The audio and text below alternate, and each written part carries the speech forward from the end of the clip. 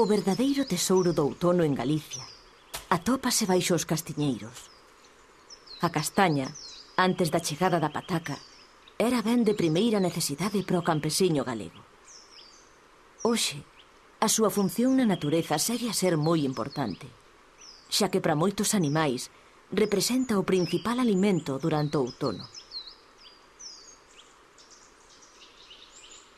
É o caso da larva do gurgullo balanino. Leva varias semanas vivindo na castaña, onde naceu dun ovo que introduciu a súa nai. Dende entón non fixo máis que medrar e engordar, fartándose do froito. Polo que saír agora para se converter en adulto non é doado. Estirando e encollendo os michelins, logra, por fin, abandonar o seu acubillo. Fora da castaña, os perigos son moitos. Hai que atopar rapidamente un lugar brando no chan para se soterrar e facer a metamorfose.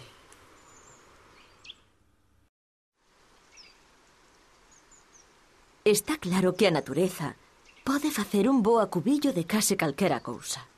Dunha castaña ou dunha bota vella. Acondicionando o seu interior, o rato de campo poderá estar no mellor dos apartamentos.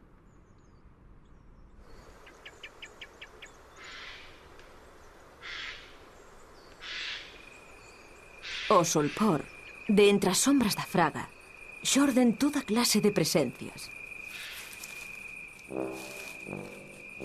Algunhas imponentemente arrepiantes.